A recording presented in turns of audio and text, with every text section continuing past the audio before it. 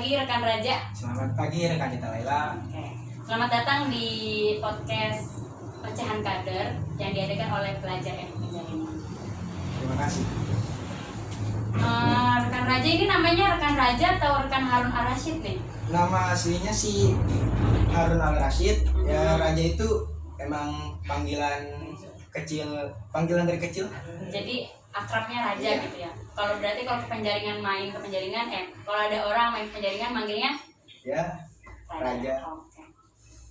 Gini rekan Raja, sekarang berarti sekolah Ya. aktivitasnya. Ya. Sibuk sekolah berarti daring ya. Iya. Sekolahnya di mana? Sekolahnya di Patriot Nusantara, Jakarta Barat. Itu SMA atau SMK? Itu kebetulan SMK. Oh, SMK. Kenapa tertarik milih SMK? Ya, karena dari awal juga saya tertarik ingin mempelajari isi komputer lah. Jadi pengen ke langsung orientasi gitu ya. Jadi masuknya ke SMK. Oke. Berarti kan kalau SMK tuh sibuk banget ya? Sibuk. Ya, bisa dibilang gitu. Terus rekan Raja itu adalah seorang aktivis di sebuah organisasi. Itu sangat sibuk sekali dong berarti. Ya, bisa dibilang sibuk juga. Yang penting mah kita bisa membagi waktu aja. Berarti apa sih namanya? Pengaturan waktunya yang Iya. baik gitu ya. Emang kalau pulang sekolah sekitar jam berapa? Pulang sekolah itu sekitaran jam 12:30. Jam 12:30. Setelah itu Iya. dilanjutkan dengan Ya, istirahat dulu lah di rumah malam. main-main gitu. Iya, malam baru. Baru kalau organisasi itu sibuknya tuh ketika apa?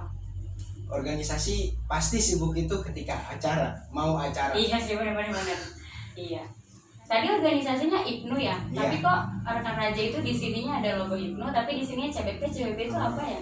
CBP itu kepanjangan dari Korps Brigade Pembangunan. CBP itu juga kebetulan badan semi otonom dari IPNU. Semi otonom IPNU. Iya. Gitu. Berarti yang tukang suruhnya IPNU gitu ya. Tukang disuruh-suruh oleh IPNU. Ya, enggak begitu sih. Oh kan, terus Karena instruksi yang diterima anggota CBP itu khusus hanya dari ketua. berarti kalau selain dari ketua itu sebenarnya non valid ya? Iya. Oke.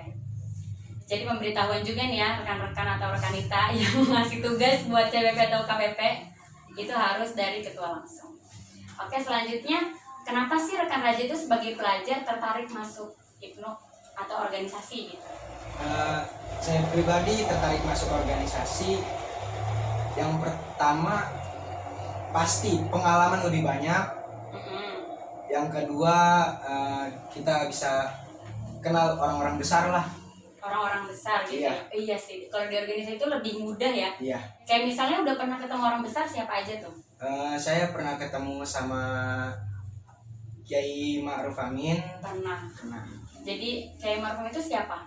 Wakil Presiden. Jadi pernah gitu ya ketemu wakil presiden tatap muka langsung gitu kan dengan jalur organisasi. Oke, jadi memudahkan apa ya, link bahasanya. Iya. Terus udah berapa lama nih gabung di organisasi?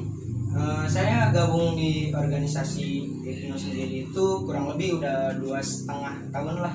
2,5 tahun. Iya. Itu berarti dimulai dari SMP. Iya. Awalnya itu gimana maksudnya?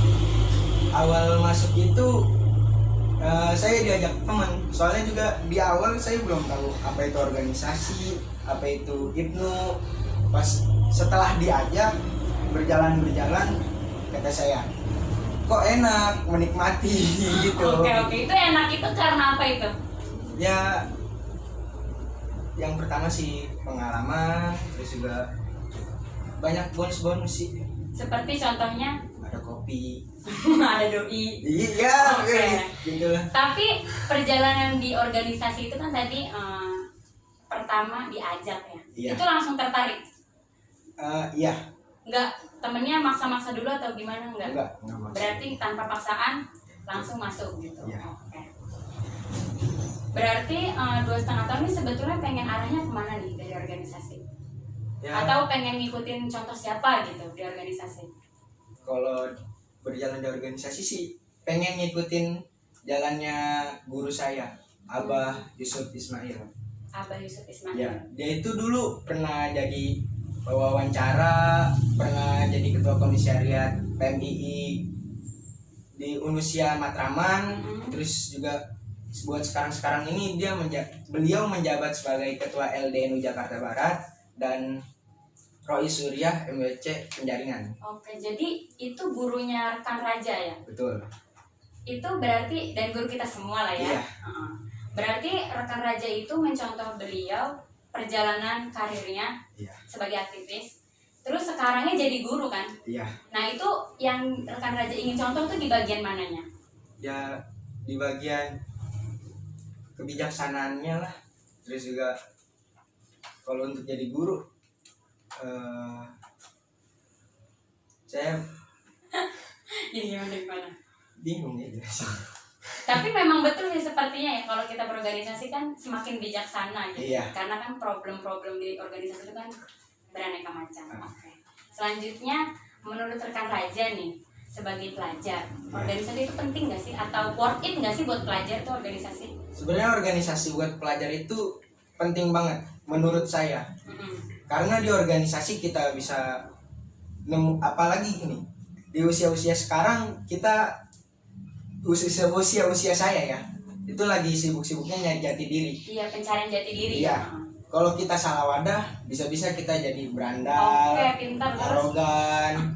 Iya, berarti konklusinya di organisasi itu worth it buat pelajar, karena kalau pelajar salah wadah, dia bisa salah juga ke Iya. belakangnya.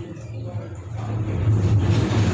Terus kira-kira nih kalau misalnya ada orang yang bilang apa sih pelajar itu belajar organisasi itu udah nggak penting lah, ibaratnya nilai 100 sudah cukup gitu, itu benar nggak dia? Ya, menurut saya itu tergantung pribadinya masing-masing sih ya. Buat orang yang menganggap organisasi itu penting, maka hasilnya juga akan bagus. Tapi buat orang-orang yang yang berpikirnya organisasi itu nggak penting, ya udah gitu-gitu aja. Berarti tergantung individual gitu. Iya. Ya berarti secara nggak langsung rekan Raja itu bikin konklusi gini, nggak semua orang bisa sukses dari jalur organisasi gitu Iya. ya. Berarti ada beberapa juga, berarti benar dong ketika ada orang kok nggak cocok di organisasi, dia keluar nggak apa-apa gitu. Ya nggak masalah. Berarti abis dong kadernya. Ya gini, organisasi kan bawaan hati, nggak paksaan. Kalau Oke, emang lu mau keluar, ya udah silakan. Oke, bisa. Jadi biarkan dia berjalan sesuai hati nurani Iya. dia gitu. Ketika dia nggak mau, berarti kalau ada organisasi nih yang Iya. ngeter maksa, itu berarti salah organisasi atau oknumnya atau kesalahan apa sih organisasi di dalamnya? Ya kalau menurut saya ya organisasi dengan paksaan ya salah semuanya. Kalau Termasuk organisasinya? iya, Termasuk organisasinya? gimana ya? Mungkin organisasinya nggak salah, Heeh. oknum-oknum yang Oke. memaksanya mungkin. Iya, jadi sebetulnya nggak ada organisasi yang salah. Iya, Tapi kalau ada kok organisasi terpandang jelek, itu salah oknum. oknumnya. Oke. Dan berarti konklusi akhirnya tadi, organisasi itu penting bagi setiap individu yang menganggap organisasi itu adalah jalan kesuksesan. Iya. Gitu ya. Betul. Oke, terima kasih rekan Raja. Iya. Kita sudah dapat konklusinya di hari Iya. ini. Jangan bosan-bosan main di podcast kita. Siap. Oke, sampai ketemu kembali. Sampai jumpa. Selamat pagi. Selamat pagi.